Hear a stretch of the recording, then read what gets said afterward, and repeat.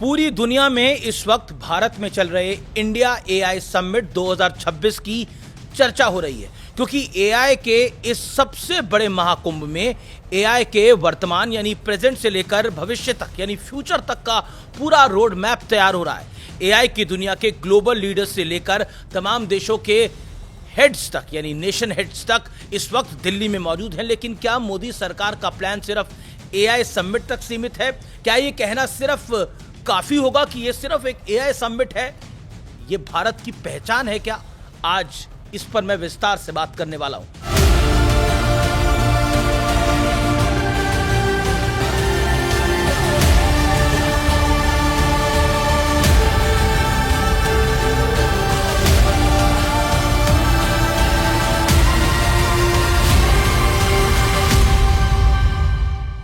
Viewers नमस्कार। आपने social media पे एआई को लेकर बहुत सारी बातें सुनी होंगी और बहुत सारी एजेंडे और प्रोपेगेंडा देखे होंगे। कोई कह रहा है एआई समिट पे ये नहीं है, कोई कह रहा है एआई समिट पे वो नहीं है। लेकिन मैं आपको बता रहा हूं भारतीय एआई समिट का मतलब क्या है, इसके मायने क्या है। और सत्य और तथ्य में मैं आज बात करूंगा प्रधानमंत्री मोदी के मिशन, विजन और डेडिकेशन की।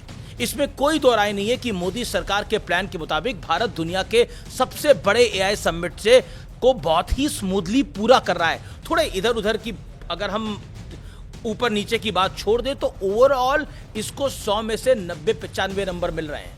लेकिन प्रधानमंत्री मोदी की सोच इससे कहीं दूर तक है। भारत में इस वक्त 20 से अधिक देशों के राष्ट्रप्रमुख यानी प्रधानमंत्री और राष्ट्रपति मौजूद हैं, जिनमें फ्रांस के राष्ट्रपति इमैनुअल मैक्रोन, ब्राजील के राष्ट्रपति लूला दा सिल्वा, स्पेन के प्रधानमंत्री पेड्रो साचेंज, क्रोएशिया के प्रधानमंत्री, स्विट्जरलैंड के राष्ट्रपति, फिनलैंड के प्रधानमंत्री, ग्रीस के प्रधानमंत्री शामिल हैं। इन सबकी भारत में एक साथ मौजूदगी ये साफ साफ बता रही है कि मामला सिर्फ एआई समिट तक सीमित नहीं है जनाब, क्योंकि ये बात बहुत दूर तलक जा रही है। कैसे? अब बताता हूं आपको। क्योंकि अब बात ग्लोबल साउथ की ताकत की हो रही है और इसे लीड करने के लिए भारत पहली कतार में कैसे खड़ा है वो समझिए। लेकिन ये सब इतनी आसानी से नहीं हो रहा है। खुद प्रधानमंत्री मोदी इसके लिए परिश्रम की प्रकाष्ठा कर चुके हैं और कर रहे हैं। और इसे समझने के लिए आपको प्रधानमंत्री के पिछले 3 दिन की दिनचर्या यानी रूटीन मैं बता देता हूं। फ्रांस के राष्ट्रपति इमैनुअल मैक्रोन 17 फरवरी यानी मंगलवार को मुंबई पहुंचे और प्रधानमंत्री मोदी भी इसी दिन मैक्रोन के साथ बायलैटरल के लिए मुंबई पहुंच गए। दोपहर 3:15 बजे के करीब दोनों नेताओं ने मुंबई के लोक भवन में बैठक करी, जिसमें डिफेंस, एआई, ट्रेड, इनोवेशन जैसे बड़े मुद्दे शामिल थे। यहीं से प्रधानमंत्री मोदी ने वर्चुअली कर्नाटक में एयरबस H-125 हेलीकॉप्टर की असेंबली लाइन का उद्घाटन भी कर डाला। इसके बाद 18 फरवरी की सुबह दिल्ली में प्रधानमंत्री मोदी के कई कार्यक्रम थे, इसलिए मुंबई में सारे काम निपटाने के बाद प्रधानमंत्री मोदी 17 फरवरी को ही दिल्ली लौट आए। 18 फरवरी को प्रधानमंत्री मोदी का कार्यक्रम और भी टाइट पैक था। दिल्ली के हैदराबाद हाउस में प्रधानमंत्री मोदी ने 2 देशों के राष्ट्र अध्यक्षों के साथ बायलैटरल मीटिंग करी। इसके अलावा प्रधानमंत्री मोदी ने गूगल के सीईओ सुंदर पिचाई और सन माइक्रोसिस्टम के को फाउंडर विनोद खोसला से भी मिले। कोई भी सामान्य आदमी इतनी मीटिंग्स के बाद चाहता होगा कि थोड़ा आराम कर ले, आप और मैं चाहते हैं। लेकिन इस सोच के बिल्कुल उलट दिन भर सारे काम निपटाने के बाद शाम 7 बजे प्रधानमंत्री मोदी भारत मंडपम पहुंचे, जहां एआई समिट चल रहा था। यहां भी प्रधानमंत्री मोदी ने तमाम ग्लोबल लीडर्स से मिले और उनका एआई समिट में औपचारिक स्वागत किया।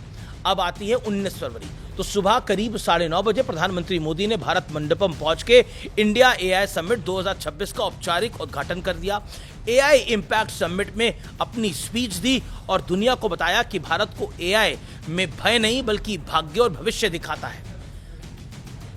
इसके बाद प्रधानमंत्री मोदी ने लीडर्स प्लेनरी में भी हिस्सा लिया। दोपहर होते होते प्रधानमंत्री मोदी ने यूएई, नीदरलैंड, स्विट्जरलैंड और ग्रीस के साथ बायलैटरल मीटिंग पूरी करी। आप देश याद करिए कितने सारे।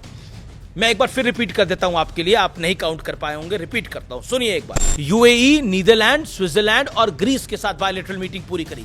इसके बाद प्रधानमंत्री मोदी ने 50 से ज्यादा ग्लोबल सीईओ के साथ सीईओ फोरम में हिस्सा लिया। सोचिए ये सारा काम मात्र 1 दिन में हुआ है और पूरे 3 दिन का हिसाब देखा जाए तो राष्ट्र सेवा के लिए प्रधानमंत्री मोदी ने दिन रात एक कर दिया, इसमें कोई दो राय नहीं है। ये सिर्फ एक सामान्य एआई समिट नहीं है, ये उसके साथ साथ भारत की इमेज बिल्डिंग है, भारत की ग्लोबल पावर को दर्शाता है। भारत आज कहां खड़ा हुआ है वो बताता है। इतने सारे राष्ट्राध्यक्ष, इतना बड़ा ग्लोबल एआई समिट, और इसके लिए इंटरनेशनल पार्टिसिपेंट्स क्या क्या बातें कर रहे हैं ये आपको मैं एक एक करके गिनाता हूं। इस समिट के साथ साथ भारत की छवि में किस तरह से चार चांद लगे हैं ये आप फ्रांस के राष्ट्रपति इमैनुअल मैक्रों की जुबानी सुन लीजिए, सुनिए। The CEO of Alphabet is Indian. The CEO of Microsoft is Indian. India does not just participate to global innovation. India leads it. साफ है कि किसी भी देश की तरक्की यूं ही बैठे बिठाए नहीं हो जाती। देश का मान और सम्मान यूं ही नहीं बढ़ जाता। ये सब तब होता है जब देश का लीडर राष्ट्रहित में अपना तन मन विजन सब कुछ राष्ट्र प्रथम वाले मिशन के साथ झोंक देता है। शायद तभी दुनिया के बड़े बड़े दिग्गज ये कहते हैं कि मोदी के नेतृत्व में भारत बिल्कुल सही दिशा में आगे बढ़ रहा है। और सोचिए, मजाक उड़ाने वालों को क्या है, उन्होंने तो हर चीज का मजाक उड़ाया, डिजिटल पेमेंट का मजाक उड़ाया, मेक इन इंडिया का मजाक उड़ाया, आज भारत में हो रहे एआई समिट का भी मजाक उड़ा रहे हैं। जिनकी दुकान काम नहीं, दुकान मजाक उड़ाने से चल रही है, उन्हें अच्छा लगता है। लेकिन एक व्यक्ति लगातार उसकी दिनचर्या बताने की, प्रधानमंत्री नरेंद्र मोदी की दिनचर्या मुझे बार बार आपको बताने की आवश्यकता नहीं है, लेकिन एक व्यक्ति लगातार देश के मिशन में लगा हुआ है। और इस एआई का लाभ हमें आने वाले दशकों में मिलेगा। तो इसीलिए ये भारत के लिए महत्वपूर्ण है, गर्व करने की बात है, सेलिब्रेट करने की बात है। और इसमें छोटी छोटी खामियां लगाकर तूफान खड़ा करना से कुछ हासिल नहीं होने वाला। जय हिंद, वंदे मातरम, गर्व करिए।